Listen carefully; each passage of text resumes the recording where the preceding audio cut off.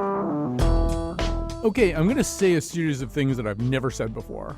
I'm sitting here in our studios. It's 7:18 on Thursday night, December 20th. We're about to do a show with 9 Nose panelists. And frankly, I think it's going to be kind of a mess. Our goal is to have a conversation about the year in culture. And as they emailed around, as they do, 9 people trying to identify what they thought was important in culture, it turns out they've all been walking on essentially 9 different trails through the woods of culture. And it's nighttime. We don't usually do the show at night, and there's too many of them. And we're trying to remember why it was we wanted to do this. All of which should make you really interested in what comes next. So stay with us.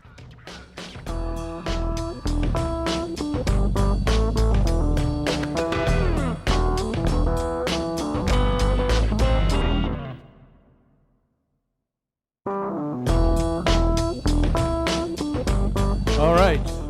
Why did I think this was a good idea? Maybe it is a good idea. We have 9 Nose panelists here. It's 8 o'clock at night. We're doing our show live at 8 p.m. It'll be rebroadcast also at 1 and survive on the internet and podcast world forever. Unless something goes drastically wrong, which it might. So there are 9 of us, 9 of them here, plus a special surprise guest. He's never done the Nose before. General James Mattis is with us tonight. He did not think he was going to be available, but sort of, General, just make yourself at home, and you'll pick up the flow of this pretty quickly. It's like war, but fewer people get hurt. All right, I'm going to tell you everybody you're going to hear, and I'm going to do it quickly because we could blow the whole show just saying everybody's names. Rebecca Castellani, Director of Venue Operations for tour marketing for We Save Music. Jim Chapdelaine, Emmy Award-winning musician, producer, composer, recording engineer, patient advocate for people with rare cancers. Rand Richards Cooper, contributing editor at Commonweal, writes the In Our Midst column for Hartford Magazine. Tanisha Dugan is producing associate at Theater Works. James Hanley, co-founder of Cine Studio at Trinity College. Rich Holland is principal and design director at CoLab and a commissioner on cultural affairs for the city of Hartford. Jacques Lamar, a playwright and senior project manager at Buzz Engine. Irene Papoulis teaches writing at Trinity College. Kate Rushin is a poet who was recently commissioned to write and deliver a poem commemorating the 125th anniversary of the Hartford Public Library. She's also going to be performing her poetry with the Nat Reeves Quartet at Westminster School in Simsbury on January 11th. Okay, that's everybody. They're all in the studio, but they can't all talk at once, obviously. So we'll be rotating them in and out. Irene, you said this is like being with your family? Yes, because we all know each other, and there's like people in the background singing, and everybody's sort of jittering around, and like alliances are rising and departing, and yeah. So, yeah, it is. These people have been making radio shows together for, we don't even know how many years the Nose has been on the air, but Irene and Rand and Jacques, I think, were on the first one ever. So what I want to do is, for the beginning, we're going to be talking about the year in culture, but I thought it might be interesting to get the first 4 of you, we're going to get into specifics, movies, music, television, food, all kinds of stuff. But it's sort of, there's also kind of a gestalt to any year. There's sort of a vibe to any year. Did it feel like American culture was cohesive and producing lots of things that made you happy? Jacques, for example, I feel as though you always seem pretty happy, and you seemed happy with culture in 2018. Maybe I have that wrong, but if I'm not, what made you so happy? I don't know that I was ecstatic. Like, I feel like last year I saw almost all of, if not all of the films that were nominated for an Oscar, for example. I don't necessarily feel like I've had sort of that level of excitement about any particular field of endeavor this year, except for I obsessively read any of the books that were trashing Donald Trump. But I don't necessarily feel of it like it was a bad year, but maybe it just wasn't the most exciting year. All right, I was counting on you to be the cheerleader. All right, can somebody else do better? Rich, can you do better? I'm not going to do any better. Yeah. To me, this was a fallow year. Yeah. It was the year where culture took a nap in the hopes of getting a heck of a lot better next year. And the evidence of that is already starting to kick in over the past couple of months. Good stuff is happening, things that people should see and should be listening to. What springs to mind? Spider-Verse, for example. That was tremendous. We just went to see it the other day. It was unexpected. It was the animation was beautiful. The storyline was as dopey as a superhero thing should be, and yet cut through a little deeper. It was, basically the blue wave that we were hoping for in an animation form. So it's picking up speed all of a sudden. All right, so it's been kind of meh a little bit. So, and I know, Irene, you can get the mic over to Rich. It's to Jim, so it'll be ready. But Irene, I think you and I felt similarly lost this year. Like, I feel like I've been wandering a path in the woods of culture, bumping into Bob Woodward once in a while. But other than that, I don't remember much about it. Right. This because I said, oh, what have I liked in 2018? 2018, let's see, Phantom Thread? No, that was 2017. Mindhunter? No, that was 2017 too. And my mind was blank. And I know I haven't not taken in any culture, but I just sort of feel like, I don't know. I've been paying attention to is more maybe personal stuff, but also, the national news and where's culture. And So that's kind of where I am, and everything just seems so bleak. But there's an idea. I guess if I step back and think about that, there's the idea that that's where art can flourish. Mm-hmm. But in my personal life, I haven't really been encountering that flourishing. All right. Well, maybe as we go along here and get into the specifics, people will find ways in which that did happen. Or Jim, this is your one chance. You could save 2018 from oblivion if you could say something nice about it. All right. I would offer the theory that I didn't have enough, let me use a cheesy corporate word, bandwidth. I didn't have enough room for culture the way I normally would this year because there was an important election that found me knocking on people's doors inappropriately. And I saw most of the movies I saw, I'd say about 80% were movies that were assigned because of the show. And I was always grateful for it. I was like, yes, now I have to go to the movies. And I can't watch this TV show or read any of the books that Jacques was talking about. So I wonder if a lot of us just got crowded out from some of this stuff that we would normally be kicking back at, like, for example, reading fiction. I don't even know what fiction is right now. Right. I think it's things that are not true, but that's also happening. Who knows what that is? Yes, exactly. Right. Objective truth is taking a hit. All right, so that's the overview. We're going to use a Betsy Kaplan endorsement to give Jim and Rich a chance to exit, and Rebecca and James a chance to take over their mic, which they will now have to share. We have a little broken mic problem here, which General Mattis is on the floor working on right now. He's trying to rewire the whole thing back together again. So while that's happening, we're going to transition to movies. Senior producer Betsy Kaplan has a movie which I also would have endorsed as a year-end endorsement if anybody had asked me. One movie from 2018 that still sticks with me is Leave No Trace. It's a story about Will and Tom, a father and daughter who live off the grid in the woods outside of Portland, Oregon. We don't really know why, but we learn that the depth of these characters is inversely proportional to the few words they use to show it. Director Deborah Granick drops little bits of clues about the unknown backstory of Will and Tom's lives. She doesn't need to do more. Their faces tell the rest. It's a gentle movie. No adrenaline-inducing action or tear-jerking tragedy or stereotyped characters. When you expect indifference, you find a human touch. Who would have thought? Leave No Trace was slow and scenic and quiet, yet so much was said about respect and love and pain and war and survival. Granick doesn't tell you what to think. Maybe that's why it lingers with me. There's so much to think about. I liked it better than Keith, although he was a sucker for the beauty of the Portland forest. She should say, made it clear, she liked it better than her husband Keith liked it. She didn't like it better than she likes her husband Keith. I feel somewhat secure in saying that. I'm glad you explained that. Not 100% clear. So, James, grab the mic, rotate it over towards you a little bit. James Hanley, since you're watching the movie business pretty carefully, have a pretty good sense of how 2018 was going. And do you think this is going to turn out to have been a good year in movies? Well, actually, yes. First of all, I would say I would agree about Leave No Trace. Me too. I thought that was a really special film. Yeah. There were two films that stood out to me. The other one was, I think I mentioned on the email chain, a German film called The Captain, which almost nobody saw. But one of the things that has really started to happen now is that the digital media, the availability of digital media for people who want to make everything, really, from music, films, art, whatever, is so ubiquitous and so inexpensive that there's a huge flow of material, and that affects the movie industry tremendously. You really have, on the one hand, you have maybe a dozen tentpoles throughout the year, which are big blockbusters that that absorbed the vast majority of screens. But there's a huge number of small films, many of which are really interesting and really absorbing, and they really make you think. But so few of them actually get seen by a large number of people. And that sort of bothers me. And I don't know if there's an answer to that, because I always felt, when digital cinema came in, much as I might have my criticisms of it aesthetically, one of the extraordinary things about it is to make filmmaking accessible to people, especially young people. I mean, we've had films from 10-year-olds on cell phones showing at Cine Studio, and I think that's really huge. 10-year-olds? Oh, yes, with the Real Youth Hartford Film Festival. And so these kids got to see sort of professional level reproduction of the films they made on a big screen in the dark with their families and friends.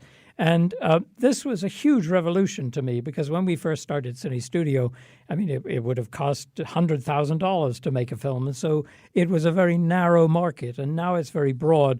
And it's brought with it a huge embarrassment of riches. I mean, there's so much stuff, and I feel there's so many things that I don't catch up with. It's sort of a regret, but I'm also glad that this medium is available and that these films do get seen, at least by some people. Right. I've noticed with some of the critics' year-end list, there are movies that I've never heard of, and I really do try to kind of keep up with that. But because a lot of them are small, or a lot of them are coming from other countries and not playing here, so you might have to hunt around a little bit more, right, and to find these things. Okay, so one that you don't have to hunt around for, which three of our panelists at minimum have seen, is The Favorite. It's out in theaters right now. It's a little bit complicated because it's the OU Favorite. You can spell favorite two different ways, and there are two different movies this year called The Favorite, just to make everything super confusing. So we should say this is the story of Queen Anne. Well, I'll let somebody who actually saw the damn movie explain what it's the story of. You want to get it going, Irene? Well, it's very different from the commercial that you might see on TV. First of all, it's a very like the sort of historical background. I'll leave to somebody else. Jacques, do you want to start there? Well, after I saw the movie, which I saw last night, and I loved it. I went to see how historically accurate the film is, and it's actually surprisingly accurate, except for the romance between the women. That there are letters that indicate certain things, but there is no evidence that these women actually had sexual relationships. So we need to explain who these women are. I'm going to turn this over to the scholar over here. I do want to say that this particular plot has really interested people, generally speaking. In fall of 2017, I was in the West End of London, where the Royal Shakespeare Company was also doing a play called Queen Anne. It's about the exact same plot that Rebecca is about to describe, but I don't think the movie is based on that play. I think these are two independent explorations of this rather odd relationship. Do you feel up to doing a synopsis? I mean, no spoilers, but I mean, that's a tough bill. Just first of all, maybe mention who the actresses are and what's going on. Sure. So Olivia Colman is playing Queen Anne, and I just adore Olivia Colman. I think she's a rising star. She's taking over for Claire Foy for the next season of The Crown. Mm-hmm. So she's just a stellar actress. And did you see The Night Manager? Yes. She's in that. I was like, and oh my gosh. Broadchurch, and the British Broadchurch, which is just fabulous. So she, to me, was the breakout star of that. But then the supporting actresses are Rachel Weisz and Emma Stone, and they are two courtiers that are rivals for the Queen's attention and favor. And madness ensues. It's film. I was mostly struck by how beautifully and interestingly it was filmed. There's a lot of fishbowl lenses and long tracking shots that almost makes you feel sometimes like you're watching a reality television show in a way. And, especially in light in our current political moment as well, there was a lot of stuff that I think modern viewers will understand in a new light given where we are with Trump. So I very much enjoyed it. I thought that the acting was absolutely stellar. I think that it's one of those movies that's very difficult to describe. Even if we were to give you a whole historical synopsis, the movie itself is a substance that's different from the history surrounding it. And it's more, I think, about the portrayals these women are bringing to the stage that struck me the most. And obviously it's just filmed beautifully. And the sound engineering is another thing that I was really struck by. And that's something I've recently started being more attuned to in movies, is the choice and direction with sound. And I thought it was just great. Yes, as well you should, yes. And it's emotionally surprising in such an, I felt like it was exploring emotions in a very, very interesting way. And we really didn't think the same thing about the emotions of the characters by the end as we did in the beginning. And there was a certain kind of, I mean, Rachel Weisz is so great. I just love her. She I thought she was amazing. And Emma Stone plays a sort of not her usual character, but it was but I had some trouble with her. Just the way she delivered some of her lines. Jacques, did you like her? Well, I mean, there's very kind of anachronistic things that happen within the film, particularly in the certain dance scene where you're like, what is going on? That was so good. But, I love that the movie keeps throwing you little odd curveballs, and it's, I kind of left thinking it's all about Eve. What would happen if All About Eve and Dangerous Liaisons had a love child that was born on crack, and it was, it was just a weird, exciting film, and I really enjoyed it. All right, so can we do a quick transition to another movie that created a stir of a kind this year, and that was Crazy Rich Asians. Now I'm trying to remember. You've seen Crazy Rich Asians. Yes. You've seen Crazy Rich Yes. Asians. I've seen it. Have you guys? Have you seen it yet? You've seen it. Okay, James, you get it started then. Get us started with. Yes, I know Tanisha is refusing to see it. Right. Well, I have to say, at first when I read about it and was, while we were talking about it, I sort of some red flags flashed for me that it has a kind of, the synopsis we heard about it, and also the trailer that came out, which is, as usual, is made by people totally unrelated to the movie. It had a kind of self-consciousness about it, but it's very interesting that when we showed it at Cine Studio, I really enjoyed it, but as much as anything for the audience. The audience that came on, for the first time, we had a very large number of Asian Americans and Asians who came to see the film and really enjoyed it immensely. And some of the people in the movie had a kind of almost sort of self-conscious sort of way of delivering the lines that the film transcended what I had been suspicious of before. And so I actually enjoyed it very much. And I think the audience is, I went to see it a second time actually with another audience, and the audience just went crazy over it. They just loved it. Jacques, to me, it certainly works as a rom-com anyway. I mean, it's just if you stripped away all the cultural baggage and just did it as a rom-com, I was getting a little verklempt at the end. Yeah, I mean, I was watching the film and enjoying it thoroughly from a lot of different standpoints, but I was trying to think of the last time I had seen a good romantic comedy, and I could not. I was going back to Tom Hanks, Meg Ryan era, Nora Ephron. I think this was the year that rom-coms came back into the mainstream in a good way. We've had so many poor years of rom-coms, and I am not a big rom-com fan. So what was the other rom-com that was any good this year? To All the Boys I've Loved Before on Netflix, so, which was really good, and I maybe cried a couple times in that movie. But I was all prepared to dislike Crazy Rich Asians for the same reasons. Jacques, the trailer didn't really do it for me. I was kind of on the fence, and I watched it at home. It was not something I went out to the theaters to see. And you have to be prepared with this movie to identify with people who essentially would look down on one percenters as really not having quite enough money. And we'll hear a little clip from Crazy Rich Asians. You're going to hear the two romantic leads. Henry Golding is Nick Young. Constance Wu is the ragged little match girl who's the Cinderella figure in this story. I always point out to people she's actually a professor of economics at NYU in the movie, but that amounts to being a ragged little match girl. Singapore for spring break. Colin's wedding. We've been dating for over a year now, and I think it's about time people met my beautiful girlfriend. Come on. I'm Colin's best man. Don't you want to see where I grew up? Meet my family, my Ama, and meet up with that strange college roommate of yours. Take Lynn. Mm-hmm. She has been begging me to come visit her, The universe has spoken. It wants you over there. Come to Singapore. I want the whole island to meet the brilliant Rachel Chu. Aww. And Jacques, I guess also, if you do get off on opulence, this is a great movie too. Yeah, I mean, I loved the excess of it. I mean, that clip that you played, it immediately launches into a fantastic scene of them, this network of is it Chinese women texting, they're supposed to be on this private date, and all of a sudden it's literally all over the globe. Like Gossip Girl. Yeah, it was, and it was so brilliantly visualized on screen. And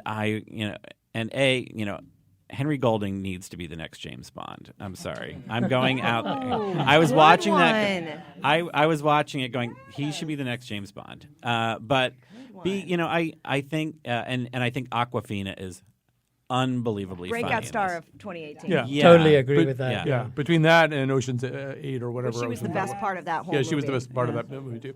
All right, so we're going to do another line change here. We're going to switch over to TV. But before we do that, so James and I have to do an endorsement together, and that is for Amazing Aki.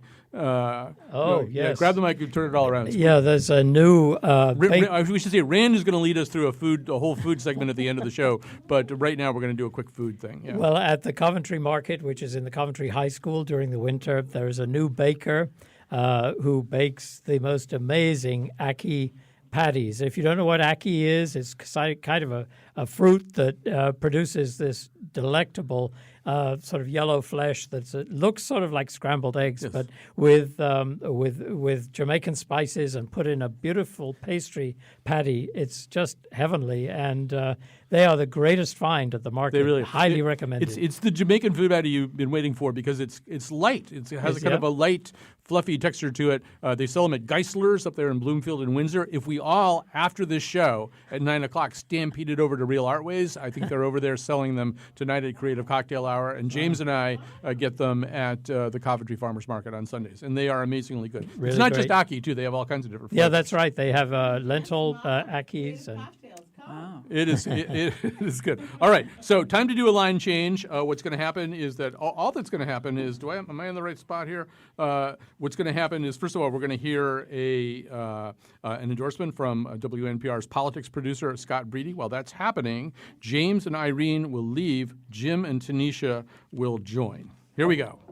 One thing I've learned with Ryan Murphy shows is that they're either brilliant or they seem phoned in. So you get stuff like the last 3 seasons of Glee or this year's terrifyingly awful American Horror Story Apocalypse. But it's a holiday, so I'm staying positive and giving props to another 2018 Ryan Murphy show, Pose. It's groundbreaking because it has the largest cast of trans actors in television history. It depicts New York City ball culture in the 1980s, where you have these giant dance-offs in over-the-top outfits and lots of snarky put-downs. But it also has a sappy Waltons-esque quality to it, where all is forgiven at the end of each episode between Blanca, who is the main character, and the LGBTQ homeless youth that she has taken in from off the streets. Blanca even manages to mend fences with her arch rival, Elektra, after a season full of verbal catfighting between the two.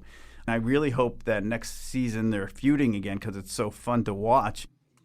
All right, so that's Scott Breedy endorsing Pose, which a lot of critics also have endorsed or picked as among their top 10. We're going to talk a little bit about television right now. As I say, we have some new panelists. Jim has come back. Tanisha is with us for the first time. We're going to start, I think, with Queer Eye. And just to get this going, Jonathan, let's do A5. Let's just hear a little bit of Queer Eye on Netflix. When you put a gaggle of gay guys in a trailer in the middle of Appalachian Trail mountains, honey, we're gonna give you a fashion show. Get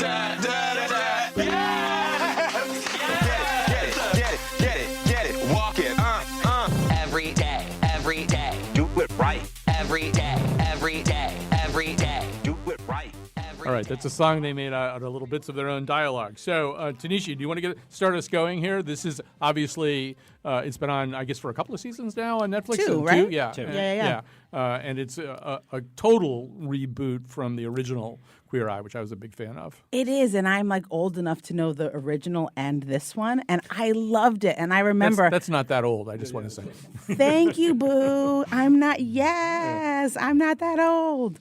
I remember watching the newest one while I was in Louisville on business, and I was sitting in the hotel room and I'm watching this thing and I'm like bawling because I remembered how beautiful this entire who do you think you are and who do you want to be? And here is this troupe of gay guys that are going to come in and help you be your most authentic self. And I don't know what that means to do that with a group of gay guys if you're a straight guy, but I think it really sort of, to me, connected this individualism that I think has been, in the conversation that we've been having about culture. Like, we don't feel that we are a part of it because we all feel very like, I am a Black woman and I am a queer woman and I am in this world and I'm in this box and this is the thing that I listen to and this is the thing that I read and this is the movie that I watch. And what was so amazing about Queer Eye is that it kind of broke that open for us because we were able to see a bunch of dudes of one sexuality, but many experiences changing the lives of people. And it was dope and exciting and loving. All right. So, we have to go through this pretty quickly because I'm already frying the clock here a little bit. I'll shut up. So, no. It's not one person's problem. So, Jacques, I was a huge fan of the original series. I think I watched all the episodes, including the one where they did a makeover for the Boston Red Sox, which I thought was just unbelievably hilarious. But and I've just never made the transition to this one. I mean, sell it to me. Yeah, it's better. Yeah, it's better. It's more emotional. Just keep getting better. Exactly. I'm trying to figure out what the secret sauce is this time that makes it better. But I mean, Hart. Jonathan Van Ness. But all of them, the Karamo, because the guy who was the quote unquote culture guy, Jai Rodriguez in the first. Oh yeah. You're kind of like, I don't get his job, but like Karamo, you're like, I can't wait till you talk again, and they're a much more diverse selection of not only of the gay men, but of the people that they're with. And it's not this whole thing of like we're treating this straight men. It's not all straight men that they're doing quote unquote makeovers for, but they're way beyond makeovers. They're like spiritual makeovers. They're crying, you're crying, the gays are crying. I feel like it makes over me. Like Right. every episode I Everybody's watch, crying. I feel like it's completely changing my life, and all of these lessons that they're giving me. These are happening to these like ill-dressed white men. I don't have much to relate to with them, but here I am at the end of the episode. Yeah, you are sitting next to Jim. I know, minus in this specific moment. But usually this is like not my experience, and I just feel this empathy for a demographic I typically don't have a ton of. I think you hit on the gist of it, right? Which is that most of the protagonists are that. Yes. Right? And so we are dealing with that and we're trying to crack that open. And we've got a cast of characters who are so invested in cracking that open that we all have this catharsis. And the emotion behind it is so unexpected at times. Like, it's so lighthearted and fun and funny, and they're so quirky, and all of their one-liners are just perfect and land, and it's lighthearted, and then something will catch you off guard that you're just suddenly like in the middle of laughing and you're just weeping. There's an episode in the first season that deals with police brutality. They make over a cop, and it has one of the most moving conversations between a person of color and a police officer that I think it should be mandatory viewing for everyone. It was really unbelievably moving, and I think it is far and away my favorite thing to come out of this year. Wow. So, Jim, say one thing about this, and then we'll go to a break. I want to be made over. That's what I can say. But I don't live in Georgia. Right. All right. So if anybody wants to make Jim Chapdelaine over, email me, Colin, COLIN, at WNPR.org. We'll take a break. We're going to come back. We're going to bring in some other people. We're going to talk about music. At the end of the show, the final segment, Rand will be leading us in a conversation about food. Oh yeah, things keep getting better. Things keep getting better.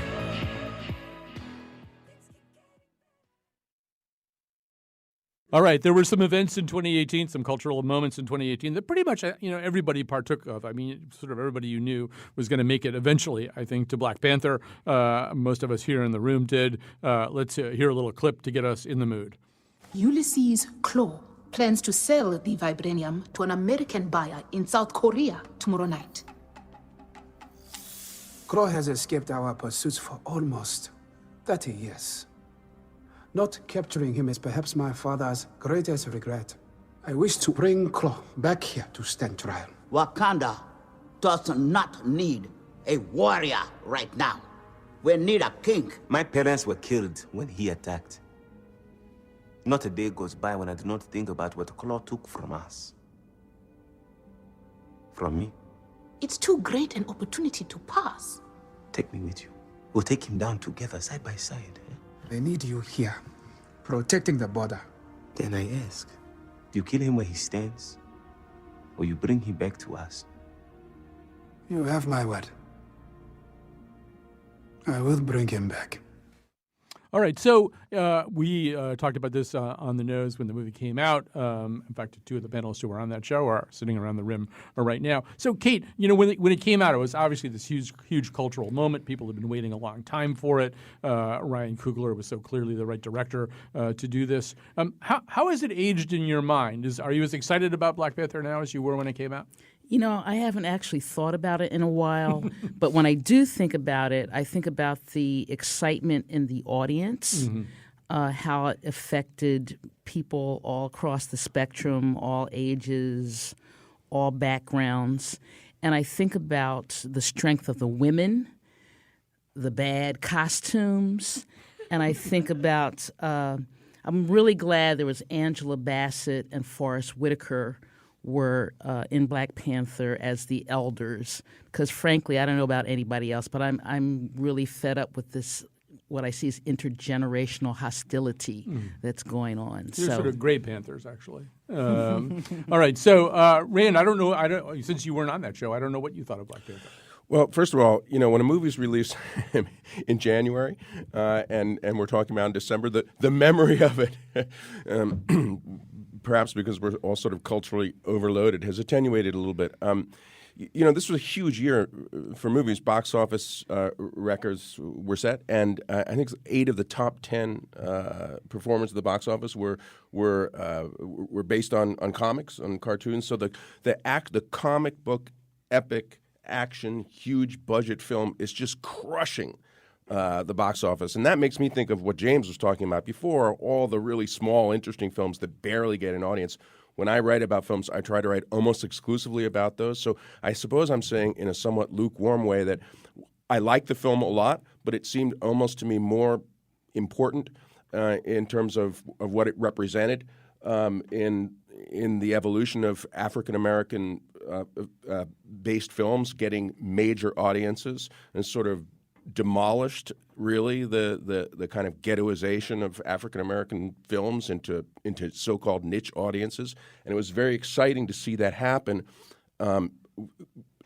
based on this kind of restoration fantasy of African civilizational greatness. So I kind of I really appreciated that. This one throwing so many hot words into the mix, one of the things I think that Kate, you talk about that I think is really interesting to me is that there's something about culture in 2018 that's moving so fast that you don't even know if this happened this year or not, right? And I think that is, I hate to do this because I hate to give attention to this thing that I think is consuming us. But I think there's something very Trumpian and something very about this time, about moving so fast past a moment that you don't know when the hell, excuse my language, when it happened, right?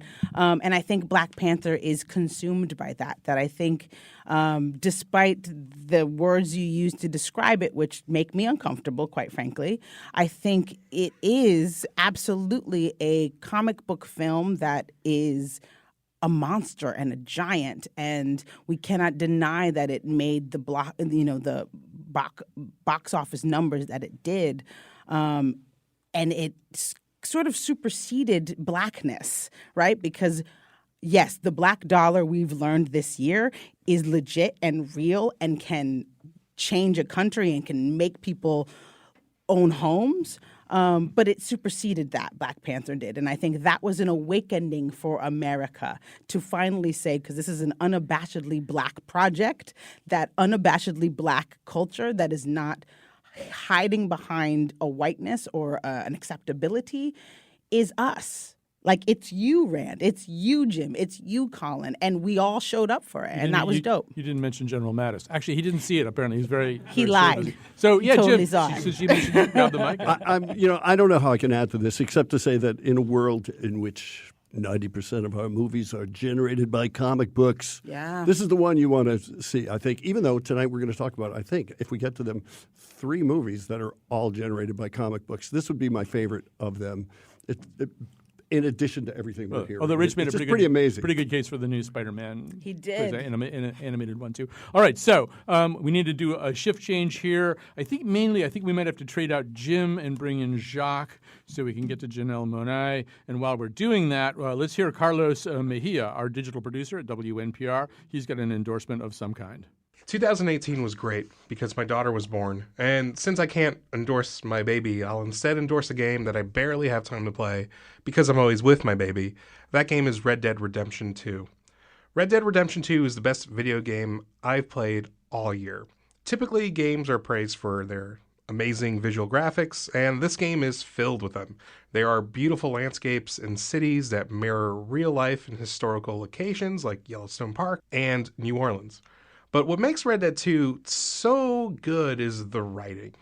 You play as Arthur Morgan, an outlaw gunslinger, as you and your friends in the Vanderlyn gang shoot, steal, and heist their way through 1899. The game has over 100 hours of playable content, and I know I'll be lucky if I could even get half that far. But it also has an incredible soundtrack, really amazing voice acting, and it makes for a video game experience that has made me more emotional than any movie I've seen this year. However, if you really like the sound of that, you may have trouble buying that particular game in time for Christmas. It's one of those things that's sort of missing. Like Amazon can't get it to you now. So that was Carlos Mejia. Let's talk a little bit about at least one moment in music. I've been a Janelle Monáe fan since Tightrope, which I still maintain is the greatest music video ever done by anybody. So I had a little less time to get to Dirty Computer this year. I guess maybe we should begin by just hearing a little bit of Make Me Feel. Baby, don't make me spell it out for you. All of the feelings that I got for you can't be explained, but I can try for you. Yeah, baby, don't make me spell it out for you. You keep on asking me the same questions. Why? And second guessing all my intentions. For the sake of time, I have to fade it out right now. So Kate, you're back into the mix here. Janelle Monáe, I feel like it should be as big a superstar, as any Jackson, as Prince. I mean, she can kind of do it all. I feel like she's less familiar to people, but I don't know. Give people a reason to seek this one out. I think she's on her way. I've loved her ever since I first saw her. I love her retro style. I love her James Brown dancing. I love her boldness. I love her coolness. Janelle Monáe is my shero. All right, how about you, Jacques? Well, she first came on my radar with Tightrope, and I got Arch Android, which I didn't love start to finish. And Electric Lady, there was a great, I'm trying to remember what the song was, but there was a great single. And I wanted her to be a great album artist. And I feel like this album, and I was initially very drawn to the Prince-like sound of Make Me Feel. And the first and only time I've seen her live was opening for Prince at Mohegan Sun. And so, I think that she carves this wonderful identity for herself. And also she's become an amazing actor, too. And so I think that she's bringing that sense of performance to her record as well. Yeah. You're so right. I think she found her essence when Prince died, and I think that's a sad thing because I think in some ways she's Prince's spirit animal. And I think what Dirty Computer did for her was allowed her to really lean into the zeitgeist that she fulfills so well, which is this androgynous, totally urban, working class sound that Prince embodied. And until that space was evacuated, she couldn't really be who she is right now. And I think we're just about to see the best of who she can be. Can I throw in a quick thing? Yes. Just that Prince actually released an album posthumously this year that was amazing called Piano and a Microphone, 1983. And it's just him with a piano at the peak of his powers. And it's him just kind of jamming for no one other than himself. So whoever loves me and hasn't bought me a Christmas present, that is at the top of my list. All right, so let's go out of this segment with a cut from another album. It can be the Carters or Michelle. Let's have a vote. Michelle. Oh, yeah, Michelle. From Ventriloquism. Yes. I always screw up the last name. Say the last name. Ndegio Cello. Okay, I wouldn't have done that so well. All right, here we go from the album Ventriloquism.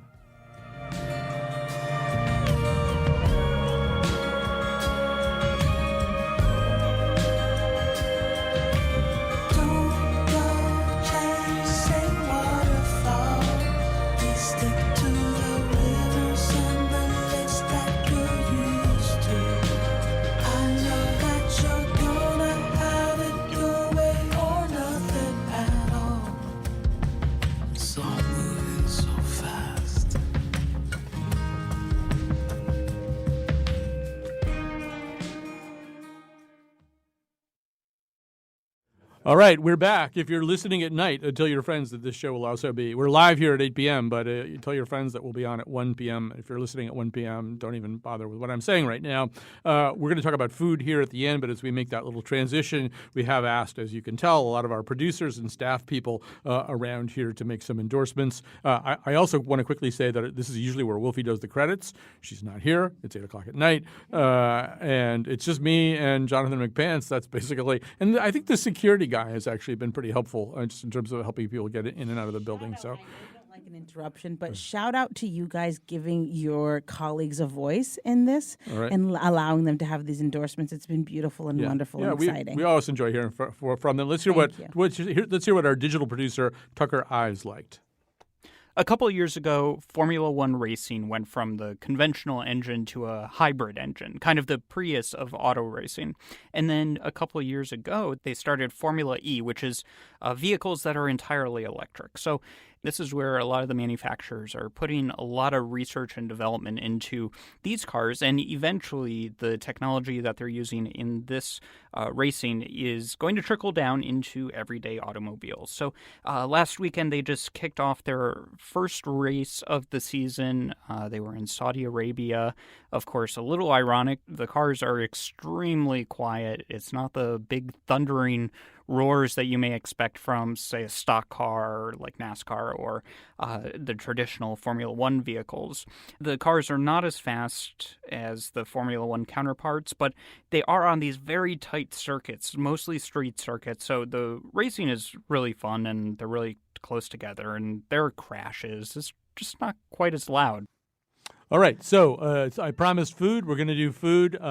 But actually, before we do food, though, Rand, very quickly, because our time is a little bit limited here, but you're a man of the world. You go out on the town not only to eat, but apparently to drink and throw axes. Tell us about this.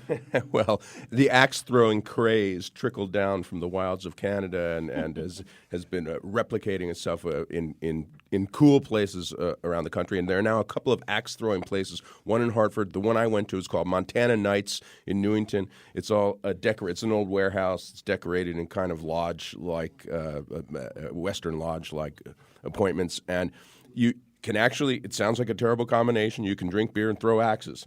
They're just little hatchets. They only weigh 2 pounds, and you are isolated in a cage. And when you go there, you're put on a team, and everyone takes like a fake moniker, and it's actually a lot of fun. I'd just like to be there when the guy gets the loan for that. You know, like really, this is going to be popular for years to come. I don't have any problem. I've got a 10-year business plan for axe throwing at my bar. All right, so Rand, you still have the floor here. You do review restaurants. So I do, and I go to restaurants a lot, and I'm very impressed by the people who are running restaurants in Connecticut. And you know, we can all list our favorite restaurants and places that you get great food, but above and beyond the great food, I worked in restaurants when I was in my 20s, and I was a waiter, and yeah, we had fun, but it was a really pretty depraved kind of fun. It was a big blowout scene, and I meet young people in their 30s, and they're having a sort of fun that involves real creativity and in many cases a sense of mission, and it's very holistic in that people are getting involved in all phases of food growing and preparing, and this has really just become sort of standard stuff for restaurants. So I just want to mention a couple. There's a great restaurant newish in New Haven called Olives and Oil, and it's a sort of Italian gastropub. They've got this Vespa over the door. It's like, you know, Gregory Peck and Audrey Hepburn are going to ride in on the Vespa. The chef's name is John Brennan. He has a blog called Cheap Date Blog. And it's a combination of storytelling, jokes, but also recipes and sort of meticulous photographs. It's almost like a deconstructed video, and I prefer it to a video. But he doesn't have to do it. He puts a lot of time into it, and it's clearly like part of his mission. Another mission place, very important, a place called Bistro on Main that opened this year in Manchester. And the chef's name is Ben Dubois. He's also a pastor. And they've hooked in with the Manchester Area Conference of Churches.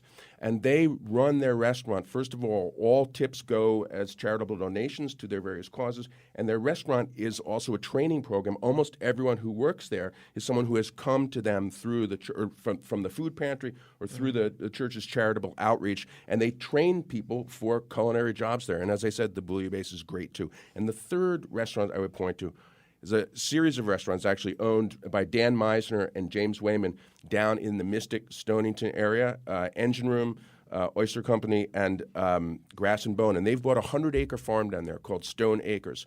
And they have done things like they hooked up with a chef named Dan Giusti, who has worked now to completely redo the food preparation in the New London Public Schools, and they're running educational outreach programs from their farm. They're teaching kids about farming from all these communities, and it's awesome. And I think it's just all of these developments in the whole restaurant culture. You've nailed it, man. Yeah, they're just so beautiful, it's really. true. I mean, it hurts me as a person who works in high culture to say, but it is the food culture that has really changed the game. I mean, they are bringing all of the people together. And I want to talk about Tim Cabral, who runs Ordinary and who's also the beverage director at Prone and Pina, and Tyler Anderson, who's also Prone and Pina and Cook and the Bear, and Heather Scholz, who works at the Goodwin Hotel, who has been doing yeoman's work of trying to use their art form to bring community together. I mean, food is the thing that we all can walk into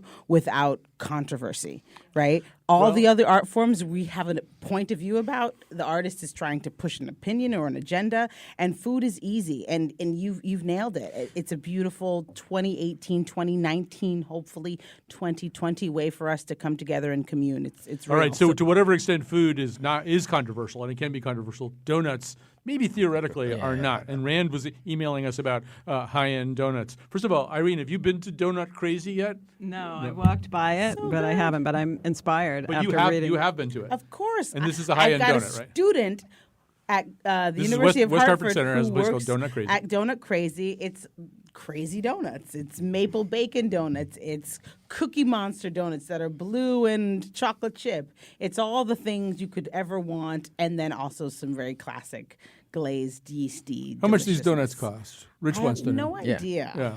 I just bought them because I love the kids. So, Rand, you're a fan of the Grand Central Station. Well, I just walked by it Donut the other Plant. day, and it's called Donut Plant, and it has all these beautiful donuts. One of them was a miniature donut, blue, sort of cerulean blue, with these little glittering gold stars on it. And I realized it was a donut replica of the ceiling mural in the main concourse of Grand Central Station. Now, I walked away with 3 donuts for $13. Highbrow brilliant, lowbrow brilliant. So Rich would like to make one proletarian statement here on this show. I'd like to speak for the people for a second here. $13 for 3 donuts My laugh is expressed sort of skepticism, Rich. outrageous, right? So, and I do want to agree that food is the capacity for bringing people together, right? But when we start saying that it only brings some of the people together, and the other people have to stand outside, like Bob Hatchet and his son, watching you eat your turkey, that's a bit much, right? $13 for 3 donuts is outrageous. So you're going to quickly endorse So the... I'm going to endorse French crullers from Dunkin' Donuts. It's like about $1, and you can't beat it. And I don't care whether your donut looks like it's the ceiling of the Grand Central or not. You're not going to beat it. So do we have time? All right. So all of this food that you eat, it's got to go somewhere, right? When you're all done, Kyone Wolf wants to tell you about that. 2018 has been one of the best years of my life. I got engaged. We bought a house. I got my first haircut in 17 years. And I would like to endorse doing all those things. But what I'd really like to endorse are bidets. A bidet is this contraption you put on your toilet and it washes your butt. And you may be cringing right now at the idea of it, which doesn't make any sense because you wash your butt. You just probably wash it in the shower. And much like an optician said to me when selling me glasses, he said, do you want scratches on your lenses or do you want to pay a little bit of extra money to get a protective sealant so you don't get scratches? And so I ask you, do you want a clean butt? If so, you should get a bidet. The only problem with bidets is when you go somewhere where there's no bidet and then you realize how much you miss it. All right. When we say the show is going to end, we mean it's going to end. All right. Thanks to Rebecca Castellani, Jim Chapdelaine, Rand Richards Cooper, Tanisha Dugan, James Hanley, Rich Holland, Jacques Lamar, Irene Papoulis, Kate Russian, General James Mattis. He didn't say much, but we felt a lot safer having him here. Thanks to Jonathan McNichol for pulling this whole amazing circus together. And we'll be back, well, sort of after Christmas, kind of, although we might have something for you before Christmas. Woodbury. hitting on New Britain, Vernon, I already said that one, Avon, Farmington, yeah, yeah, yeah, yeah, yeah, yeah.